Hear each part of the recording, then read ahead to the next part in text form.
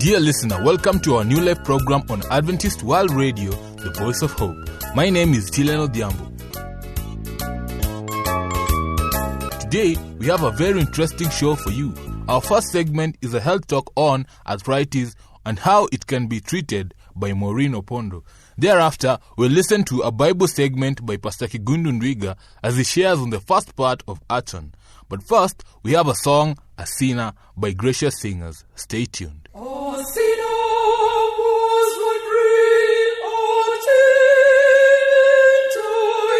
His tempter was watching close by at his side. In his heart strength a battle for right against wrong. But hark from the church, he is the sweet song. Jesus, lover of my soul, let me to thy bosom fly. His talk and listened to every sweet chord. He remembered the time he once loved the Lord. Come on, says the tempter, come on with the throng. But hark from the church, again swells the song. While the billows neath me roll, while the tempest is nigh. Raise the fallen. Raise the fallen, cheer the sun, Heal the sick. heal the sick and lead the blind. Just and holy is thy name. I am all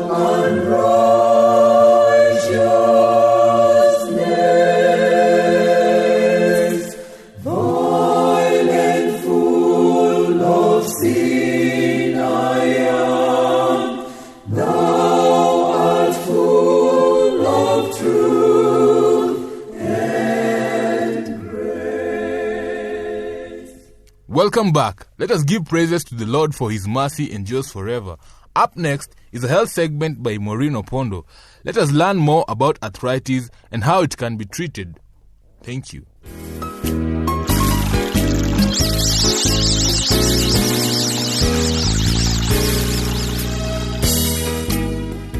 I hope you're having yourself a wonderful time. Our today's topic is arthritis and how to treat it. It was a beautiful summer afternoon. We were down by the seashore. The water was clear and inviting. The temperature was just right for swimming. There was only one drawback. That cool, clear water was swimming with jellyfish and sticking nettles, all very much alive. Swimming that day was completely out of question. There will be no pleasures in being stung by those things. Jellyfish, I suppose, are among the very few creatures on this earth that are apparently not troubled with arthritis. Whatever other ailments they have, arthritis is evidently not one of them. But when we examine the more complex form of life, we find that all of them have muscles and bones and joints. These joints are essential for speed and direct action. Without smoothly working joints, human beings would be completely helpless. We couldn't move our fingers, or our hands, or our feet. We couldn't turn our heads, or even talk. It will be impossible for us to feed ourselves, or to do anything for anyone else. We are entirely dependent upon our joints for anything we do. Most of us never think about our joints until something begins to go wrong with them. Then, when one of them becomes injured or inflamed, we are suddenly aware not only of pain, but also the importance of that joint to our well-being. Maybe we are suffering from an injured back, or perhaps one of our finger joints have begun to swell. But whatever joint is involved, there is always pain and general discomfort until the trouble quiets down again.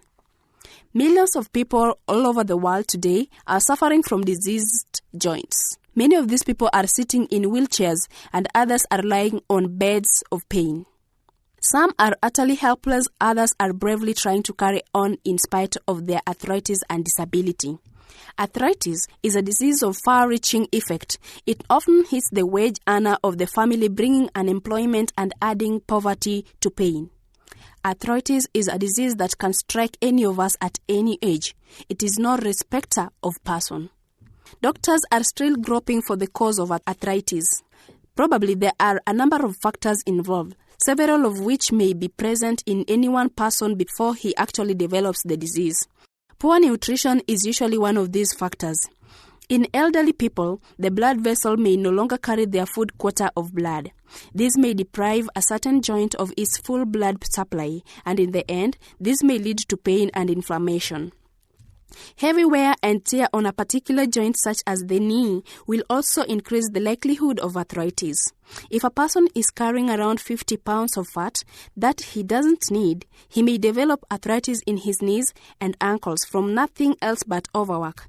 In such cases, the top of the tibia or leg bone becomes pounded out of shape from carrying around too much excess weight. When it comes to arthritis, it certainly pays to keep our weight down to normal or even a little below. Now in our spine there are many bones all joined together with hundreds of muscles and tendons and ligaments. These all work together to keep the body firm and yet wonderfully flexible. Passing down through the center of the remarkable structure is the spinal cord. From the spinal cord, the great nerve tracts pass out between the bones of the spine to all parts of the body. That's why a broken back is often so serious when arthritis hits the spine. It may cause an overgrowth of bone-like material, which may restrict the movement of the joints. In some cases, this bone-like material of colors may press against the nerve tract, causing pain in various parts of the body.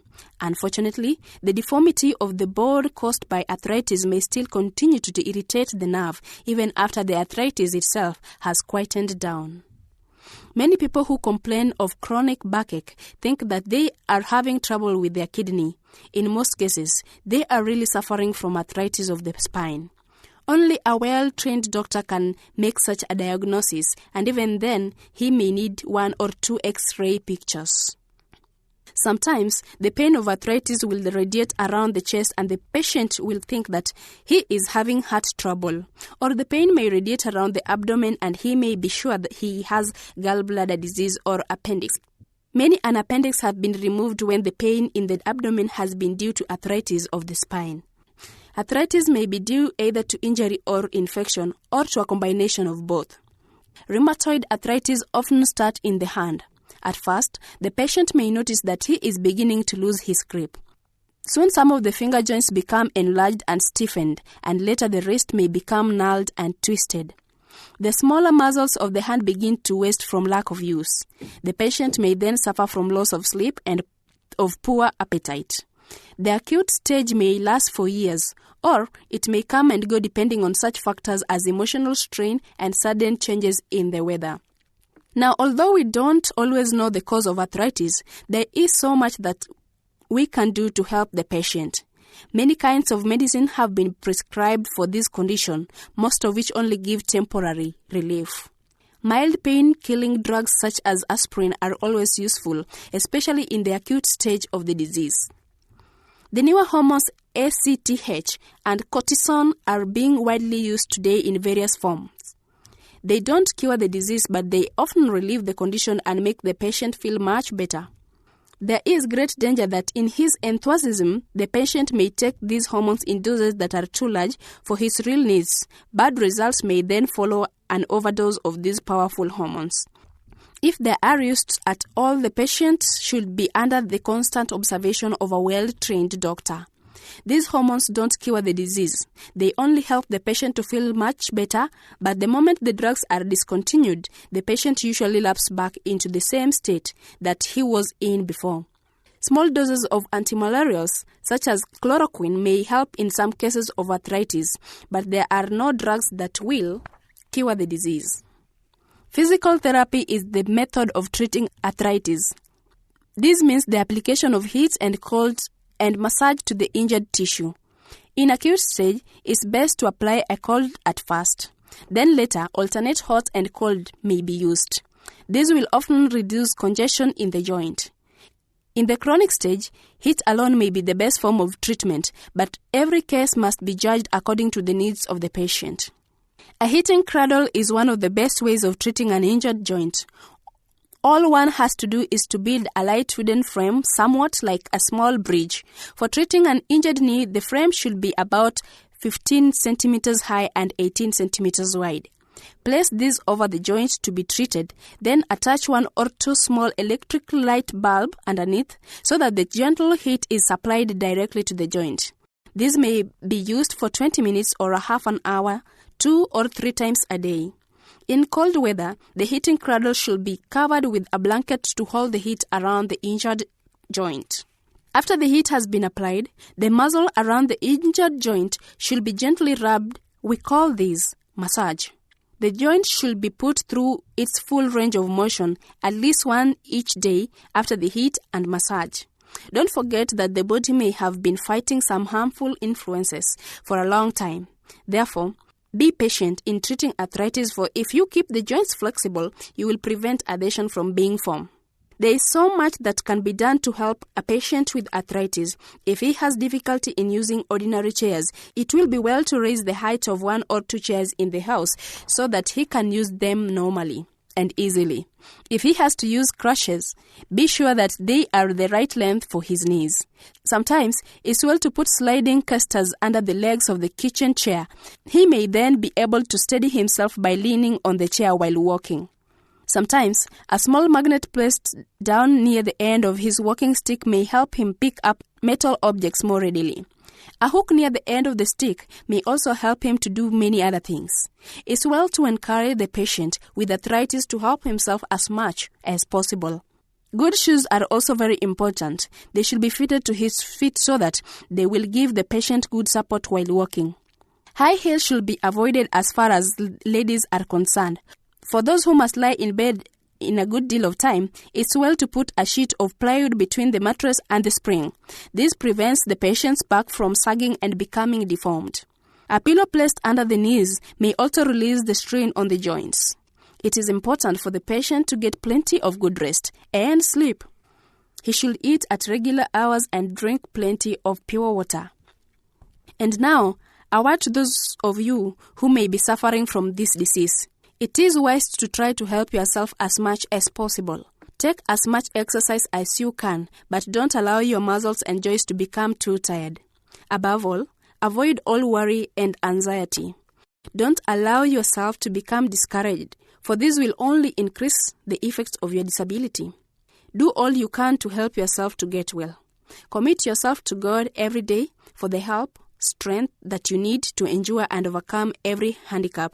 This is your best assurance of happiness now and of better health through all the days to come.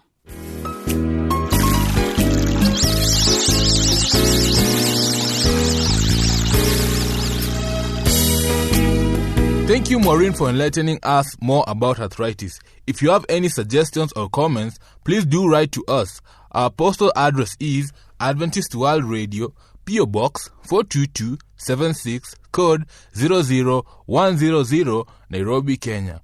Or you can email us on awrnairobi@eku.adventist.org. Let us take a short break as we listen to this song, Abide With Me, by Gracious Singers. Be blessed. Abide with me.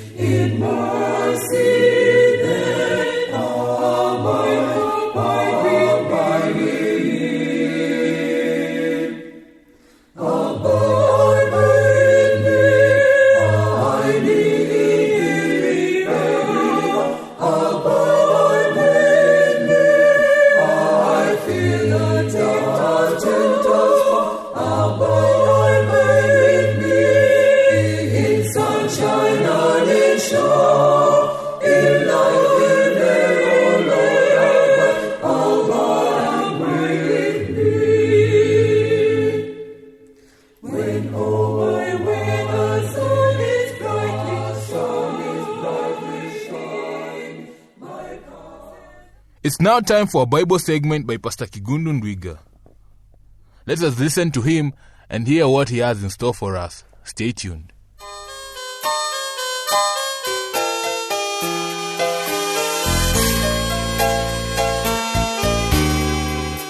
Dear listener, I want us to look at the biblical story of Achan and see what lessons we can learn from there. Jericho had fallen and was now in the hands of the Israelites. To the Israelites, the fall of Jericho was clearly a miracle from the Lord.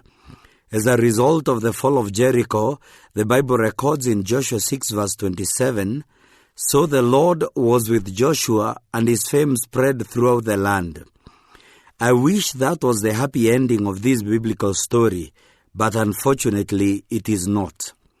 The next city on Joshua's hit list was Ai.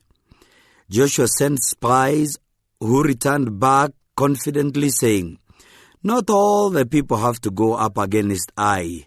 Send 2,000 or 3,000 men to take it, and do not worry all the people, for only a few men are there." That is found in Joshua 7 verse 3. The problem began right there. When Joshua was going up against Jericho, he had consulted the Lord. But now in his reckoning, Ai was small and easy to defeat. Hence no need to waste time consulting the Lord. How much like Joshua we are. When the Lord gives us victory, we forget we need him all the way and then start leaning on our own power and strength. As a result of leaning on his own wisdom, the Bible tells us, "So about 3,000 men went up, but they were routed by the men of Ai, who killed about 36 of them. They chased the Israelites from the city gates as far as the stone quarries and struck them down on the slopes.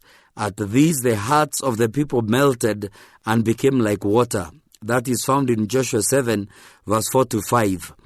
What a sad commentary of the state of affairs.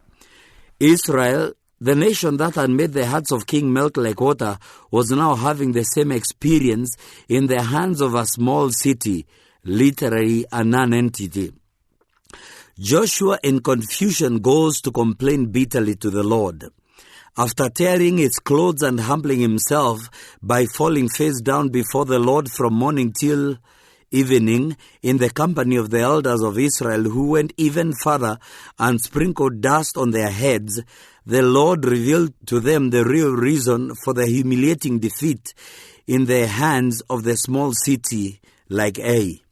The message was simple. "You have taken those things that were devoted to me, and you have mixed them with your own possessions. Until that mess is sorted out, I will withdraw my presence from you. All your enemies, regardless of the number, will always defeat you as long as that issue is not addressed." You know, in our modern minds, we sometimes wonder how such a tiny issue, such as Achan taking a Babylonian robe, some silver shekels, and gold could bring such a serious judgment from God. We ask, why should God make the whole of Israel pay for the unfaithfulness of one man, one steward? Dear listener, we must tread carefully here in the knowledge that God operates on a different sphere than us, and his ways are truly not our ways. All we must remember is that God is very particular about our actions as stewards. God is very particular of what he has commanded, and blessed is the steward who carries out the instructions of the Lord to the letter. We want to underscore the fact that God is very, very particular about the minutest details of what he has commanded. Several episodes in the Bible can attest to this very crucial fact. God deprived Moses of his most cherished dream of entering the promised land because rather than talking to the rock, he struck the rock out of anger. For offering unauthorized fire before the Lord, Nadab and Abihu, the sons of Aaron, were struck dead on the spot by the fire from the presence of God. For supporting the Ark of the Covenant to prevent it from falling when the ox carrying it stumbled, a noble and commendable action by all standards, but forbidden by the law, Uzziah was struck dead. Dear listener, we must always keep in mind that our God is very particular about what He has expressly commanded. The greatest blessing is to follow meticulously what the Lord has commanded. It is when we obey wholeheartedly and discharge our stewardship obligations faithfully that we discover the joy of the Lord. That joy overtakes us and fills our hearts with divine awe. You know, many of us are not enjoying the victory that the Lord has prepared for us in Jesus Christ. The truth is that most of us are so beaten by the devil that we have reached a point of despair. You see, we just go through the motions and rounds of religious services, but we make no significant breakthroughs. Like Peter, we have been fishing all night for the fish of Christian victory, but victory is just but a mirage in the desert. If we are honest with ourselves and ask the Lord to shine the searchlight of the Holy Spirit in the nooks and the crevices of our hearts, we may discover that the reason for the vicious circle of defeat stems from our unfaithfulness in our stewardship obligations. Our unfaithfulness weakens our integrity, gives the devil a foothold to our hearts to frustrate all our efforts. Corporately, when we look at the Church of Christ, we see us struggling and making little headway. Yes, we may strike an enemy down now and then, but the church is a far cry from what the early church was. Instead, we see a church that is swayed to and fro by the waves of the sea of life. We discover, rather than being the light on the hill, we are obscure and known with little or no impact. Dear listener, we should not be surprised at our plight because the church is made up of many members who are not faithful. The simple reason we are not faithful is because we still love the world and have been baptized into its materialistic culture. We cannot make any headway as long as we serve mammon rather than serving God. Our love for money and the creature comfort it provides is exactly our weakest point in our armor. Materialism is a wedge the devil has used to weaken the church. As long as we hoard and hide that which is holy and devoted to the Lord like Achan, these old sheep of Zion, the church will make no headway. The same words God spoke to Joshua will also find fulfillment in the life of the church. The church cannot stand against her enemies. They turn their backs and run because they have been made liable to destruction. I will not be with you anymore unless you destroy whatever among you is devoted to destruction. Dear listener, as I read this passage, I have this conviction that the withholding of our tithes and offerings which make us sacrifice at the altar of Mammon has weakened and diluted our testimony. It is impossible to convincingly challenge people to be reconciled with God while there is a gap between Him and us. Our frequenting the church will be more of a formality than a deep reality. God will still be a stranger to us because any kind of disobedience on our part instinctively make us want to hide from God like Adam and Eve. The world also serves mammon, and hence no distinction between us and the world. Why should the world be attracted to the church that is its bedfellow in so many aspects? Dear listener, as we end the thought for today, I want to ask you this question. Is there a gap between you and the Savior? Is there something you have not surrendered? Kindly say with me today, Lord, I surrender all to you. I want you to be both Savior and Lord in my heart.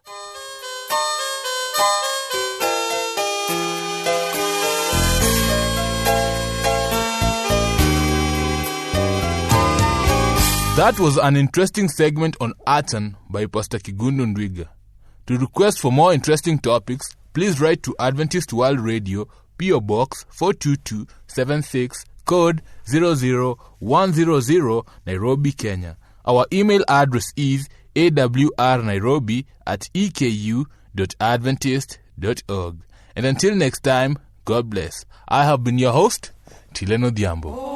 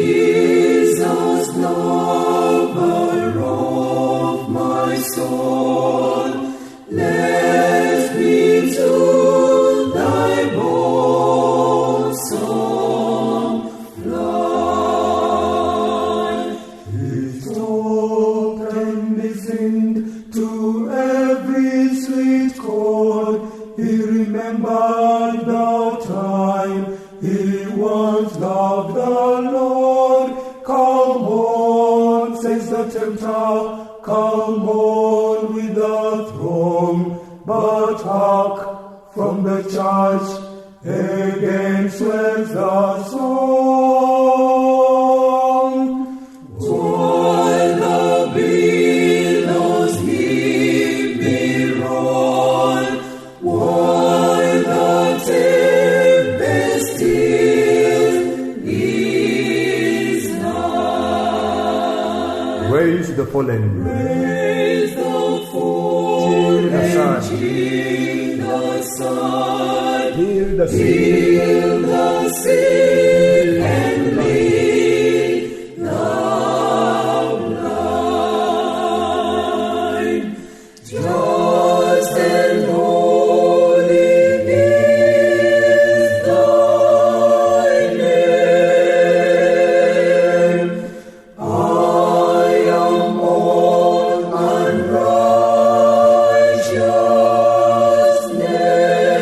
unrighteousness, vile and full of sin I am. Thou art full of truth and grace. O tempter, depart out of thee too long. I fly to the Savior, he dwells in that soul. O Lord, can it be that a sinner like me